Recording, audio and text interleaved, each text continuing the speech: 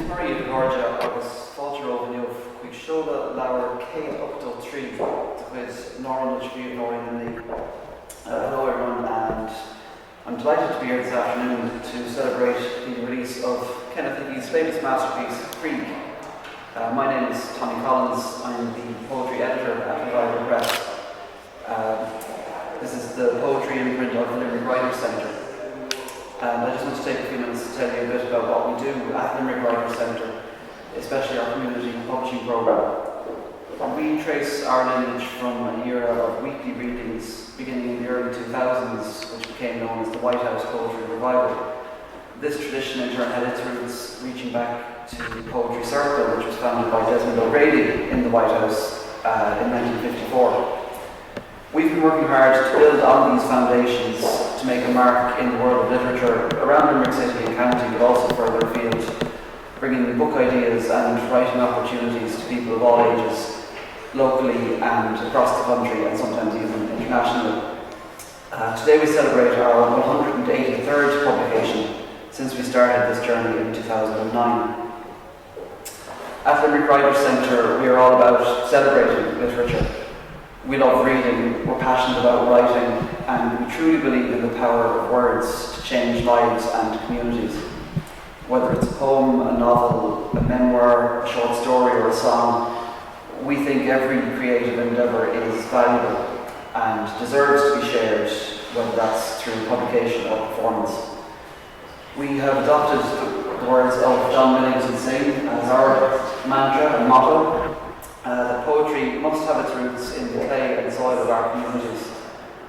Our goal is to make exciting literature more accessible, to celebrate the wisdom and lived experience of real people in Ireland today, in their own words.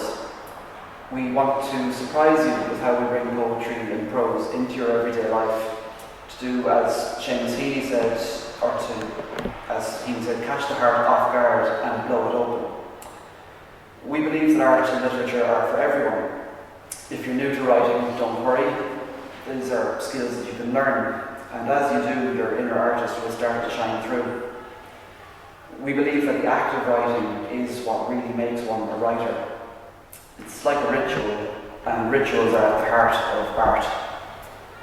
In our programme, we focus on creating high-quality, short-run titles that anyone can pick up and enjoy. We encourage all writers, whether pursuing a serious career or writing for fun, searching for healing or striving for personal growth. Over the years, we've produced a wide range of books, from poetry and short stories to novels, histories, memoirs, and a variety of mixed prose. Books, even as a simple technology, are still a powerful way to connect people and communities. And we are proud that our books capture snapshots of living and evolving culture, and that they will last for many years to come as a record of events, people, places, feelings and ideas. We hope this legacy will be passed on to future generations of writers, artists, singers, scribblers and folklorists, especially those with a love for Limerick, but also for the beautiful counties around us.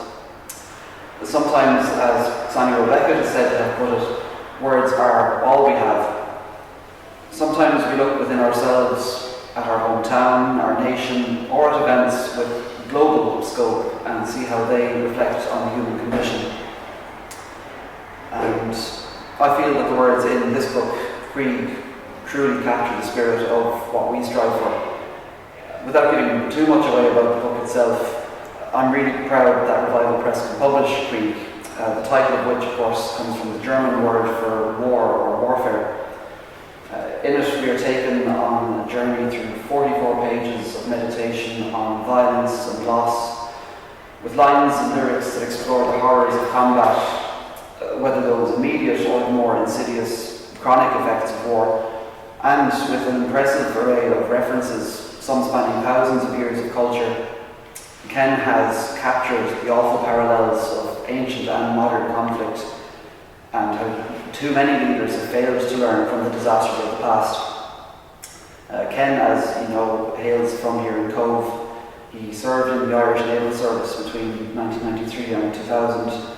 His poetry and prose have been widely published at home and abroad, and with his dramatic writing have been shortlisted, highly commended, and indeed prize-winning in multiple competitions.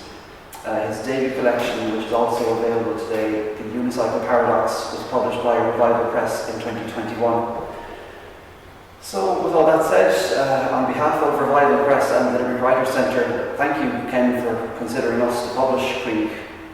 Thanks to the Serious Arts Centre for hosting this event today, and a special thanks to the rest of our team at the Limerick Writers' Centre, especially Jeffrey Carmody for his design work. Jeff is a friend of mine, and this was his first project with us, and I'm sure you'll agree that the end product that he has helped us with is stunning. So yeah, it's fantastic to see you here today to celebrate this launch in this beautiful venue. And as we always say, buying this book supports the author himself, but also supports other Revival Press writers as well. But more important than the financial side of things, it is a real treasure to read this book and to ponder on the ideas behind this epic poem. So congratulations, Ken.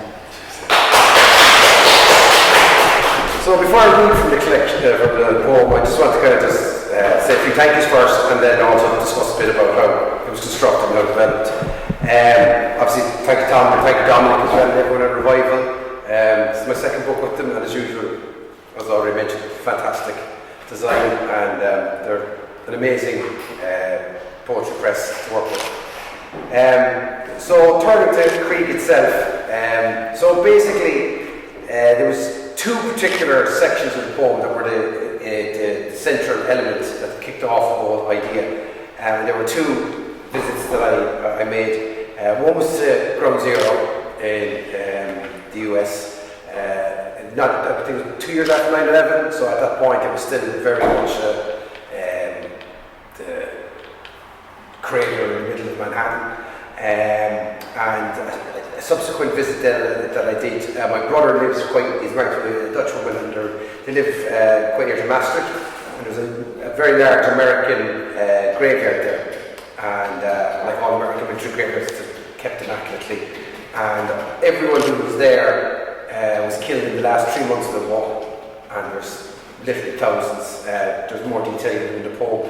There's several sets of brothers. There's a 3-star general, and of course there's a Hickey involved as well, so you can trace the names and where these people are from. So they were the two kind of initial kickstart of the poem. And in the initial version of the poem, there was also to do with memory and different relationships. But I was lucky enough to get a mentorship from the Munster Literature Centre, and worked with a poet called African Kinsey, who very quickly realised there was two poems together and split them out, so that the bit to deal with conflict was the real heart of the poem, and other bits to do with kind of my own memories and relationships needed to be moved to a separate project. At the time I didn't agree, but having done what was asked through the mentorship, I believe it made the poem what it is. So basically, there's several different layers to the poem and several different voices that it moves through. So the initial kind of start of the poem comes back to my own connections. My great-grandfather, Daniel Regan, who's a picture of him here, fought in both the First and Second World War for the Manchester Regiment. He fought the Battle of Ypres, he was at Dunkirk, and he's buried here in Cobh. So, because of the Ground Zero and also the American graveyard, the theme of graveyards runs through the poem, and a lot of sections of the poem begin with an epitaph that's taken from a World War I grave in France. So there are actually epitaphs from fallen soldiers. So the poem begins basically with me at my great-grandfather's grave here in the old graveyard in Cobh, and moves through then to move to different areas of conflict throughout the world. And the second kind of layer on top of that is I dip into the mythology, the history of Thermopylae, which is in modern times quite often seen as the classical example of sacrifice and valour in military operations. And through that framing network, we'll start with the graveyard, move through Thermopylae, then into more modern and examples of warfare, and then back to it ends again back in the same graveyard with my great-grandfather. So, no further ado, I'll read a few sections. I'll do like a very brief introduction to each section before I move into it. So this is the very first section. As I said, this is where the poem starts up in St. Coleman's graveyard. So, I lived, I fought, and for my country's sake I died. Listen, son, said the man with the gun, there's room for you inside. Evil has returned in a different uniform, under different slogans, but for the same purpose. Remembrance Day, standing in the graveyard of St. Coleman's Cobh, beneath a foreboding sky, clouds bubbling like noxious gas, encircling the trenches filled with the dead. I read the words etched on marble, white on the black headstone of my great-grandfather. In loving memory of Daniel O'Regan, 5 O'Reilly Street, who died 8th of January 1974. His darling granddaughter Sarah Higgins, aged 10 months. Diana Dillon died 15th September 1979. His wife Mary O'Regan died 16th of December 1991, aged 93 years. Their daughter Margaret Peggy MacDonald died 17th of September 1995, aged 70 years. My Jesus Mercy, R.I.P. Long before I walked the stairs of my great-grandfather's home, toddling on his still unsure feet, he had seen the death of many men. His brothers who fought by his side, the names of battles like rough stones in my mouth. In his day, he was the mightiest man on earth, highborn and powerful. In the graveyard and on the battlefield, the rain kept coming, falling on men the same, the living and the dead.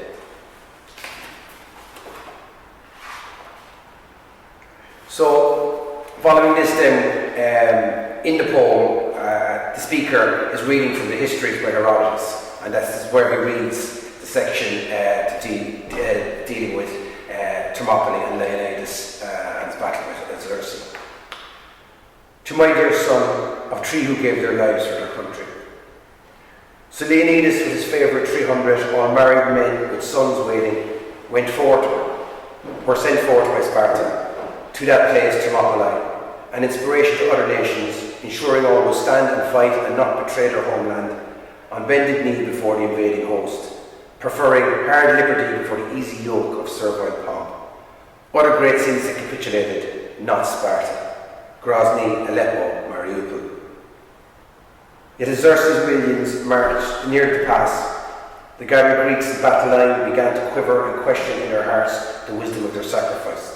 Then their king spoke, a voice as mighty as the sun. There are those who say to fight is wrong. If anyone slaps you on the right cheek, then turn the other cheek also. But with barbarians at the gate, fate leaves little choice. Warriors do not decide whether battle is futile, but do what must be done. For we were bound for Normandy, and we had a job to do. If we die here, we die as men. We fought for our children, fought for our wives, fought for our parents, fought for Sparta. Are you a man or a mouse? We should become the glorious dead. Persia's spies saw Spartans prepare, some dressing their flowing hair upon the virgin sands, and reported to their emperor. He did not understand. These men who readied their limbs in preparation for living or dying as destiny would decree. Their ritual appeared to him farce.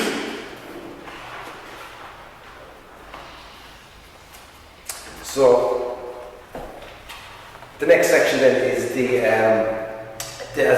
aforementioned graveyard, American graveyard in Holland, and it's quite one of the few military graveyards I've actually been to, and it did really leave a lasting impact on me. Their bodies feed the Dutch tulips in Maastricht, in Eindhoven, in Arnhem, in Grave.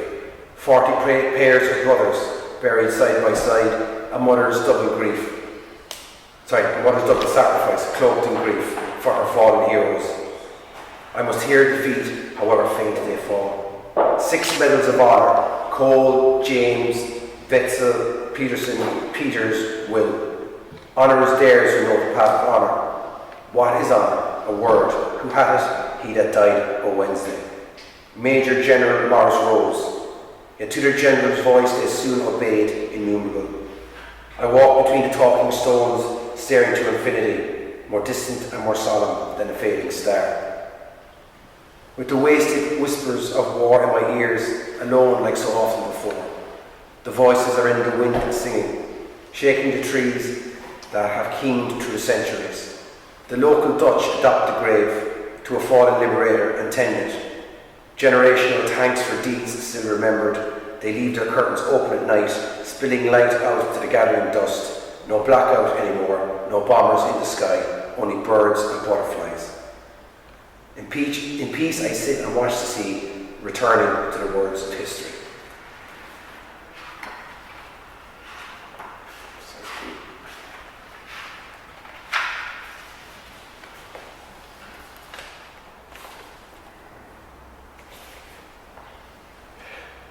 Right.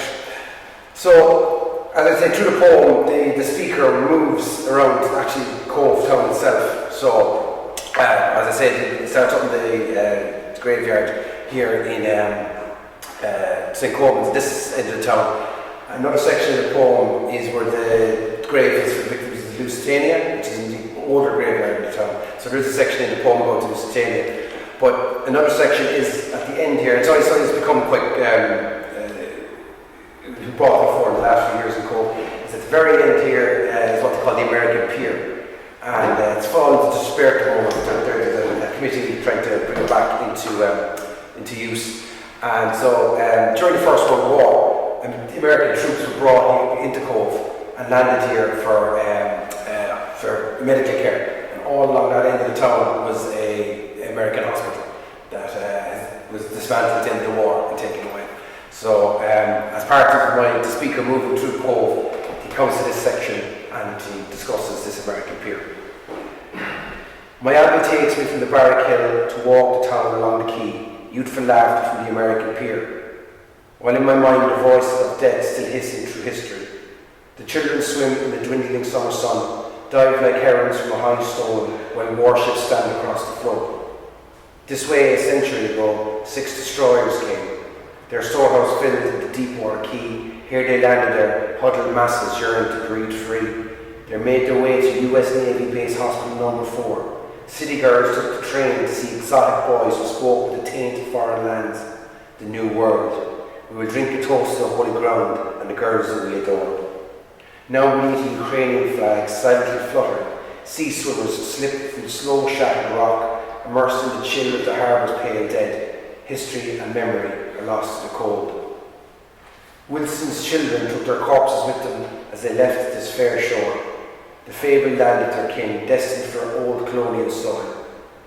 Now where swans swim in summer, the pier is left to time, that their dust may rebuild a nation and their souls be like a star. And still the words of the ancient scribe move from the page to my eyes. That's it.